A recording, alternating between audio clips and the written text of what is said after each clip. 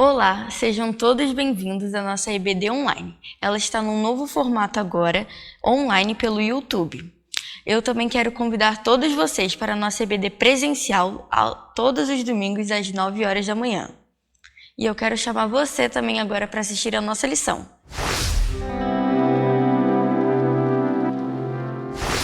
Olá, irmãos! Muita alegria estarmos juntos para estudar as nossas lições da Escola Bíblica Dominical. Tem sido um tempo de muito aprendizado, onde temos conseguido entender o que é ser chamado para ser santo, o que é a necessidade da santidade no desenvolvimento da vida cristã. E nós vamos hoje entrar na lição de número 5, morrer para viver. Você que baixou a revista lá no sitezinho da convenção que nós deixamos aí para você, espero que você tenha lido os textos da lição.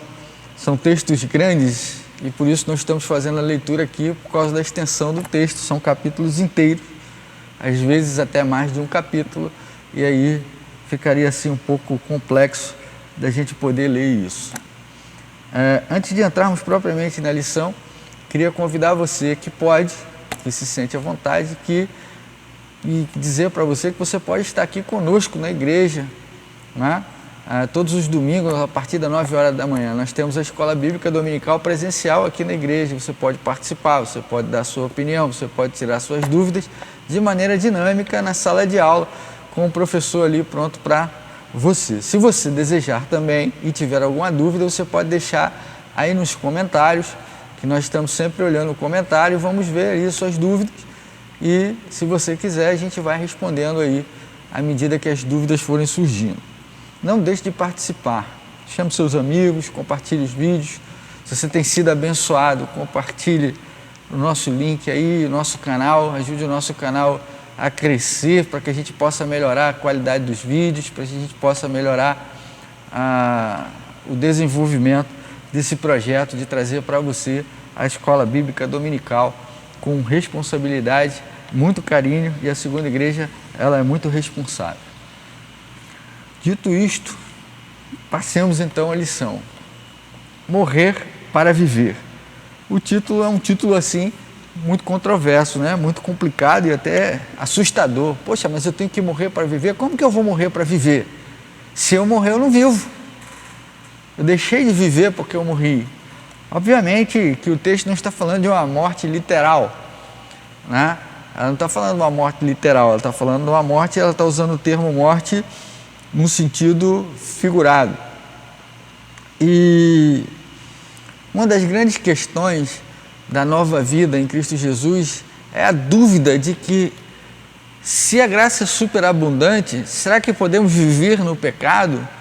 Uma vez que estamos salvos, podemos fazer o que quiser e dar vazão às nossas paixões pecaminosas, a dar vazão ao pecado e continuar uma vida ainda mais pecadora ainda, já que a graça nos alcançou, já que a graça é superabundante, já que a graça traz vida em abundância? O próprio texto responde: de modo nenhum. Né? Paulo começa o capítulo 6 falando isso, né? Ele começa a falar que ele começa o texto dizendo: nós que já estamos salvos em Cristo, para que a graça superabunde, continuaremos nós ainda pecando? Aí ele já responde no versículo seguinte: de modo nenhum, ou de maneira nenhuma. Por quê? Uma vez que estamos mortos para o pecado, como viveremos nele? Ou seja, o sentido de morte é figurado, mas é o sentido de que nós que nascemos para a graça, nós que nascemos da graça de Jesus Cristo, não podemos ainda continuar cultivando uma vida de pecados, uma vida longe de Jesus, uma vez que nós nos entregamos a Ele. Para isso, ele usa a figura do batismo nas águas. A figura do batismo nas águas. O que é o batismo na água? O batismo na água nada mais é do que uma confissão pública de fé. É quando você, no ato do batismo, você professa que você morreu para o mundo para os pecados e nasceu para Cristo. E no momento em que você está submerso na água, você está ali sepultado, você está sepultando o velho homem. E uma vez que você ressurge das águas, você renasce para uma nova vida em Cristo. Tá? O símbolo do batismo é exatamente esse. A sua vida pregressa ficou para trás, morreu, os seus pecados foram pagos na cruz do Calvário e você se torna uma nova criatura em Cristo Jesus através da graça redentora. Esse é o símbolo do batismo. O batismo ele mostra uma decisão definitiva, uma decisão forte e definitiva. Que decisão? De que estamos abandonando o nosso passado, deixando para trás o nosso passado, tudo aquilo que fizemos, todos os erros que cometemos, todas as falhas e os fracassos de uma vida com Deus, tudo que nos separava de Deus, e nascemos para Jesus, para viver uma vida com Jesus, uma vida na graça de Deus, uma vida de paz com Deus, uma vida de comunhão com Deus. Então, o batismo ele simboliza o rompimento com o velho homem, o rompimento com o passado e um nascer como nova criatura para Cristo. Se alguém está em Cristo, é nova criação. As coisas antigas já passaram e eis que surgiram coisas novas. 2 Coríntios 5,17. O viver é Cristo. Esse é o primeiro ponto, né? E o que o autor trabalha aqui? Exatamente o que eu falei para os irmãos. No momento em que a pessoa submerge na água, é como se tivesse sido sepultada em um túmulo. Quando ela insurge, quando ela sobe, é como se tivesse nascido de novo, como se tivesse ressuscitado. O batismo é isso, morrer e ressuscitar. Morrer para o pecado e nascer para Cristo. Lá em João 3, quando Jesus está falando com Nicodemos, ele trabalha essa questão de nascer de novo. Ele vira para Nicodemos e diz: é necessário nascer de novo. Vos é necessário nascer de novo. E Nicodemos questiona ele: como eu, sendo homem, posso voltar para o ventre da minha mãe e nascer de novo? E aí Jesus explica que não estava falando disso. Jesus não estava falando do nascimento no sentido carnal, mas do nascimento do Espírito. Quem nasce da carne é carne, quem nasce do Espírito é Espírito e vive como Espírito. Essa é a questão primordial do batismo, né? Você baixar nas águas é o sentido de que você está morrendo. Qual o efeito do simbolismo do batismo? O efeito do simbolismo do batismo é dizer que, mostrar para aqueles que estão ali testemunhando o ato do batismo que você está demonstrando a mudança interior, que você se converteu a Jesus, que você não quer mais elo com o seu passado, que você quer ser uma nova criatura e viver uma nova vida dentro dos propósitos de Deus, dentro daquilo que Cristo nos orienta, nos conduz através da sua palavra, né? Jesus ele deixa um recado claro, embora haja muitas dúvidas a respeito de muitas coisas. Jesus ele foi muito claro, muito explícito sobre aquilo que é a nossa conduta, sobre aquilo que é a nossa vida. Quando Jesus fala que nós temos que nos apartar do pecado, Jesus fala que nós temos que nos afastar das coisas que antes fazíamos, né? Dos desejos que nos inflamavam a nos colocar longe de Deus, afastados de Deus e sob a ira de Deus. O túmulo de Jesus está vazio e em breve o nosso também estará. Jesus Paulo diz que Jesus é a primazia, né, daqueles que dormem. Assim como Jesus ressuscitou, um dia nós ressuscitaremos. Como Jesus foi glorificado, um dia nós também receberemos a glorificação em Jesus, né, e na eternidade para estar com Deus. A conversão a Jesus é uma experiência de mudança de condição humana. A mudança de condição humana, ela é uma condição interior. Ela é uma condição interior, né, que ocorre dentro, na nossa essência. ela não é uma mudança apenas externa. Aqui há uma preocupação do autor, inclusive, em deixar isso claro, que resumir a experiência com Cristo em regras do que fazer e não fazer é ignorar toda a beleza e a essência do amor de Deus, da glória de Deus, né? O amor de Deus no sentido de que Jesus nos ama e se entregou por nós. Quando nós reduzimos isso a um livro de regras, nós diminuímos tão grande amor, tão grande impacto com que Jesus nos resgatou. Se morremos com Ele, também viveremos como Ele. Se morremos com Jesus, ou seja, se nós abrimos mão de uma vida de pecado para viver uma vida de santidade com Cristo Jesus, se nós fizermos isso, se nós tomamos essa decisão, se nós nos posicionamos dessa maneira, também viveremos como Ele. Como viver como Jesus? Viver como Jesus é viver uma vida que agrada a Deus. É uma vida que busca glorificar o nome de Deus. É uma vida que busca refletir o amor de Deus, a compaixão para com o próximo, o amor verdadeiro para com o próximo. É ser luz para aqueles que estão perdidos nas trevas. Isso é uma grande dificuldade de compreensão do povo de Deus, queridos. Achar que a vida cristã se resume a estar domingo na igreja, estar no meio da semana no culto de estudo bíblico e oração, que esse quase não tem ninguém. Infelizmente, esse culto tem sido esvaziado e preterido, né?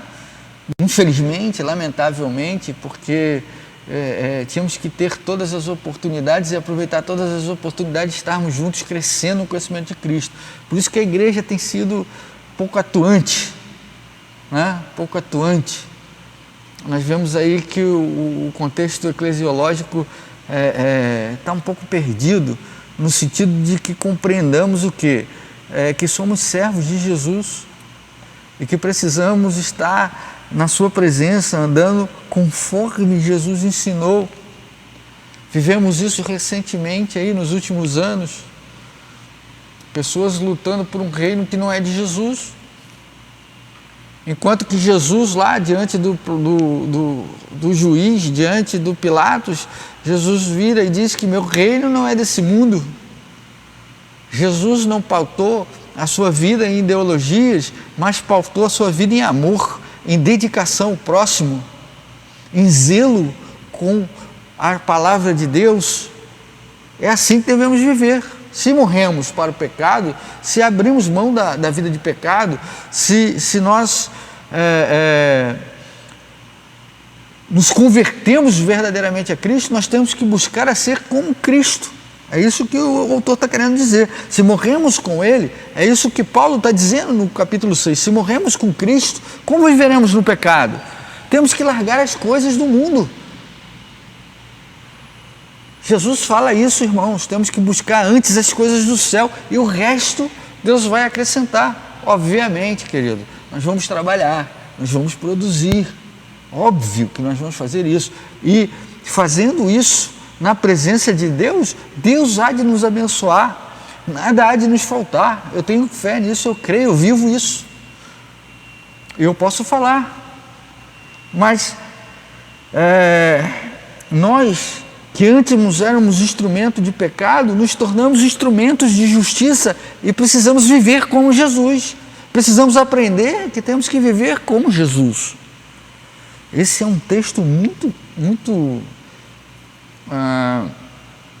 profundo da palavra de Deus, não é? Que Pedro chega a dizer que alguns leem Paulo para a sua própria condenação, mas ele não está dizendo que as palavras de Paulo condenam, ele está querendo dizer que aqueles que não aprendem a palavra de Paulo perecem na ira de Deus, que nós vimos nos capítulos anteriores, que não é uma ação ativa, mas é o fato de Deus nos entregar o homem às suas próprias paixões e não interferir, né, de maneira que o homem vai se destruir por vontade própria, fazendo da sua vida o que ele quer.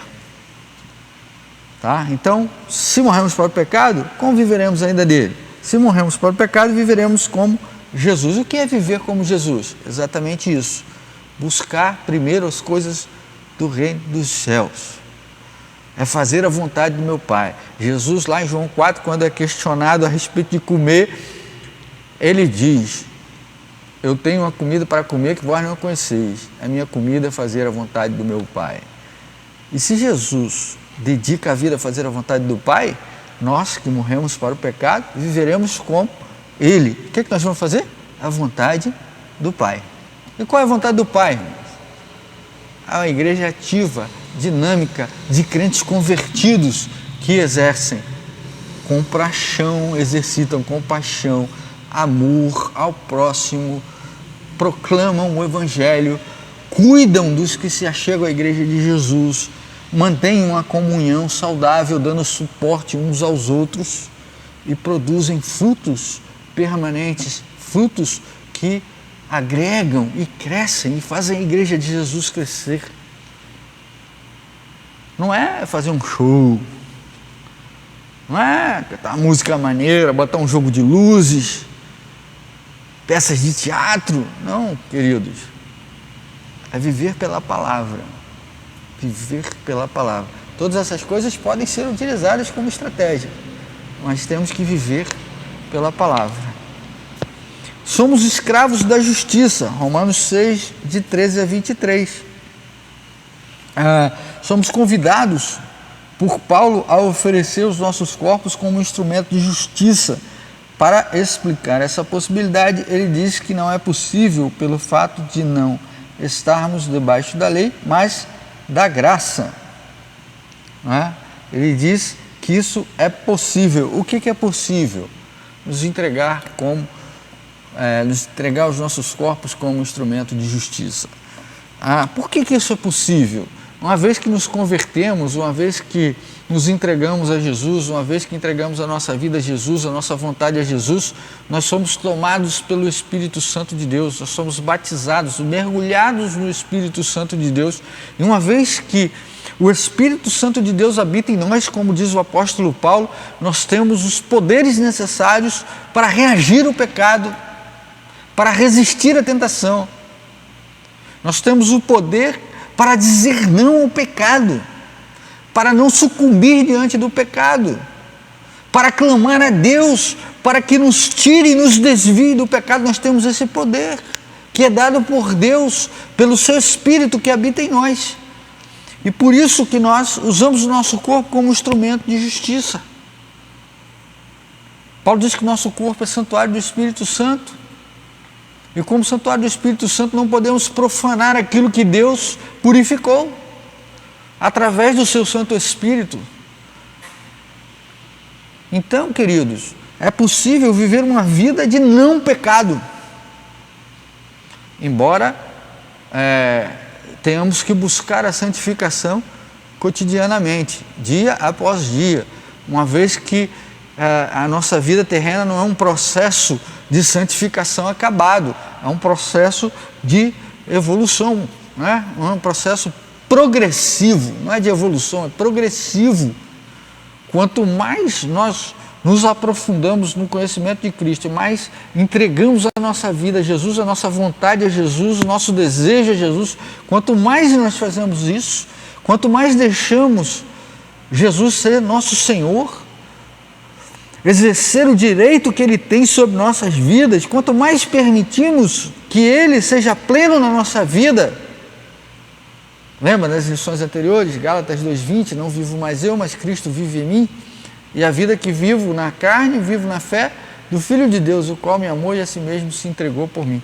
Ou seja, quanto mais Cristo cresce, né, quanto mais praticamos as palavras de João, quando os seus discípulos vão questioná-los, mestre, aquele Jesus está batizando, aquele Jesus está pregando, e aí João fala, é necessário que ele cresça e eu diminua. Então, quanto mais nos diminuímos diante de Deus, quanto mais nos colocamos como escravos de Cristo, né? E entregamos a nossa vida ao senhorio de Jesus, mais nos tornamos instrumento de justiça. A salvação oferecida por Jesus não é a salvação do medo, mas da inspiração do que Deus já fez por nós. Razão pela qual desejamos uma vida,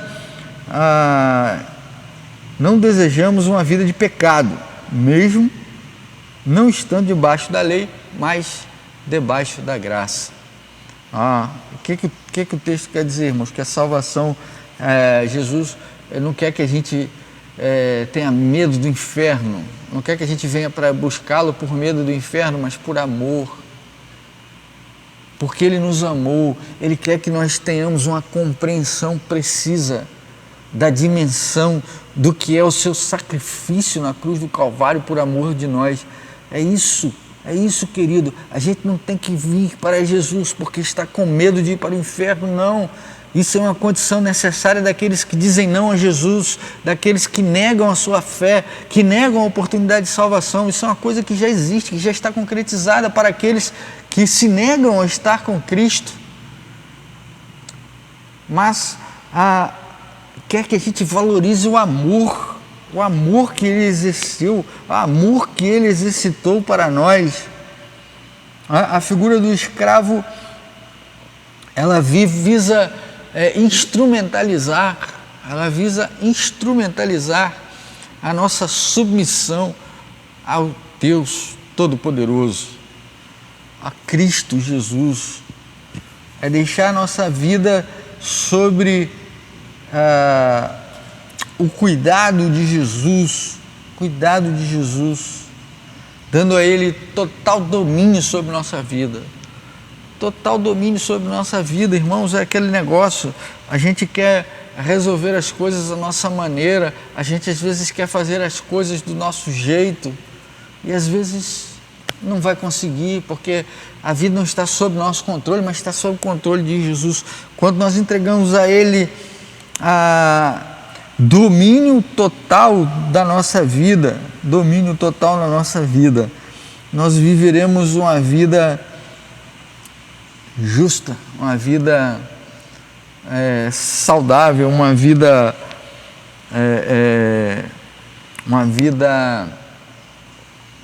que se prolonga em dias, uma vida que tem sentido. Qualquer pessoa que tenha tomado a decisão de servir a Jesus e entregar a sua vida a Jesus totalmente, não pode pensar em usar a graça de Deus como desculpa para continuar pecando. Qualquer um que tenha a sua vida entregue sob domínio de Jesus não pode se entregar não pode usar o fato de Cristo ter salvo como desculpa para pecar. A graça e o pecado, elas são postas. Elas, ao se tocarem, elas se expulsam, elas se separam, elas se excretam. Não permanecem juntas. A graça e o pecado não permanecem juntas, porque a graça veio libertar do pecado, a graça veio limpar o pecado, a graça veio destruir o pecado. Então, eu que estou debaixo da graça e não da lei, tenho que viver como? Uma vida buscando uma vida longe do pecado. É importante ponderar que o termo santificação não indica um estado acabado, mas um caminho à santidade, ou seja, temos que andar em direção a Cristo. Cristo morreu, nos salvou e hoje habita a eternidade e nós temos que caminhar. É o que diz Efésios 4,13, irmãos. Como que eu demorei para entender Efésios 4,13? Efésios 4,13 fala de maturidade espiritual, fala que todos nós temos que perseguir a maturidade espiritual de Jesus, que temos que andar em direção a Jesus, que temos que ser tão maduros espiritualmente quanto Jesus foi. É isso que Efésios 4,13 quer dizer, que temos que buscar a varonilidade perfeita, o padrão de Jesus, que temos que chegar em direção a Ele, caminhar em direção a Ele, buscando a sua maturidade espirituais. Aqueles que estão debaixo da graça e se deixam sucumbir ao pecado são imaturos espiritualmente e precisam amadurecer. A santificação é exatamente isso, a busca do amadurecimento espiritual, caminhar em direção a Jesus e ser tão maduro espiritualmente quanto possível, próximo daquilo que Jesus é. É preciso entender que na santificação, o mais importante é a disposição de prosseguir no caminho, ou na caminhada em direção a Jesus. O mais importante na santificação é isso, é ter disposição. Muita gente não tem disposição, muita gente se entrega, muita gente não persevera, não persiste. É preciso perseverar, é preciso persistir, é preciso continuar na caminhada. De maneira nenhuma podemos abandonar a caminhada, podemos ceder, cansar e desistir, porque quem nos conduz, quem nos anima é o Santo Espírito do Senhor que habita em nós.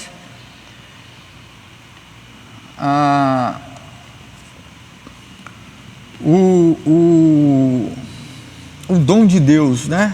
Aqui ele usa a palavra carisma, é um presente livre e merecido que o exército recebia.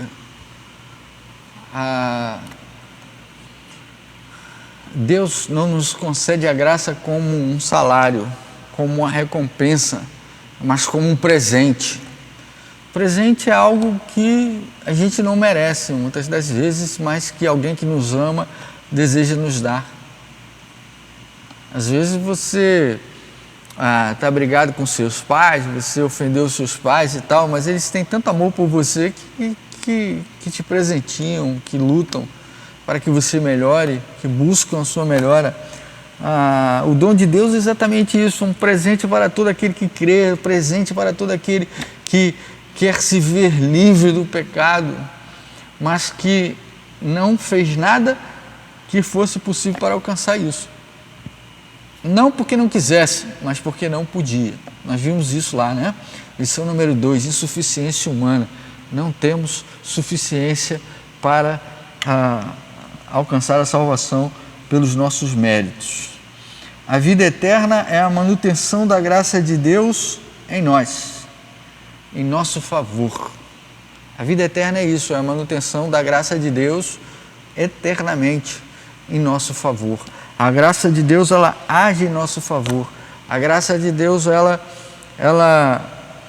produz bons frutos na nossa vida, produz boas obras. As obras não são méritos para alcançarmos a graça, mas são resultado das graças, da graça concedida por Deus a nós, do seu carisma, do seu dom, do seu presente, do seu gift. Gift, nos Estados Unidos, no inglês do americano, é um presente. É um dom especial, é algo especial que Deus dá, mesmo que você não mereça, ainda assim Ele te concede. E isso é ao seu favor, isso é ao meu favor, isso é ao nosso favor. Concluindo, uma pergunta pode surgir diante do tamanho da graça de Deus. Será que a graça é suficiente para seguirmos no caminho da santificação? E aí o autor responde aqui com um versículo muito forte. Diz assim: porque a graça de Deus se manifestou salvadora a todos os homens. Ela nos ensina, tá? Escuta isso aí. Como uma professora, aqui é a abreviação dele, ela nos ensina a renunciar à impiedade e às paixões mundanas e viver de maneira sensata, justa e piedosa nesse tempo presente, nesta era presente. enquanto aguardamos a bendita esperança, a gloriosa manifestação do nosso grande Deus e Salvador, Jesus Cristo. Enquanto aguardamos a volta de Jesus, quando finalmente Ele virá nos buscar e nos levará e nos conduzirá com Ele à eternidade, à sua presença, para vivermos na sua presença juntamente com a presença do Pai. Pensar e agir. Você compreende que batismo é um símbolo da salvação? Morre para o pecado e renasce para Jesus, para uma vida com Deus. Você entende que batismo não salva? Queridos, batismo não salva. Batismo é um símbolo. Símbolo não salva. O que salva é o poder e a graça de Deus. É a misericórdia de Deus. É a salvação na morte e ressurreição de Jesus, como vimos nas outras lições. Não é o batismo. O batismo é um símbolo daquilo que aconteceu conosco, de dentro para fora. É espelhar, é publicar a nossa fé. É uma expressão pública, é tornar pública a nossa fé, a nossa mudança interior, que foi feita onde? Foi feita em Cristo, no momento de nossa conversão. Você entende que a graça de Deus é suficiente para nos salvar e nos ensinar o caminho da santidade? Que outra maneira teríamos que não a graça de Deus? É só deixarmos, queridos, o Espírito de Deus agir em nossa vida. É só escutarmos a voz do Espírito em seus gemidos inexprimíveis, a fim de que possamos viver uma vida sensata, justa, longe da impiedade e do pecado. Que Deus abençoe sua vida, que Deus abençoe sua família, que você tenha uma semana abençoada na presença de Jesus. Se você puder e desejar, nós estamos aqui no Jardim Caiçara, na rua Eupídio Barbosa Guimarães, número 59, e aguardamos a sua visita. Aguardamos a sua visita. Você será muito bem-vindo a estar conosco. Teremos a alegria de recebê-lo aqui conosco. Deus abençoe sua vida, Deus abençoe sua família e até o próximo domingo, com a graça de Deus.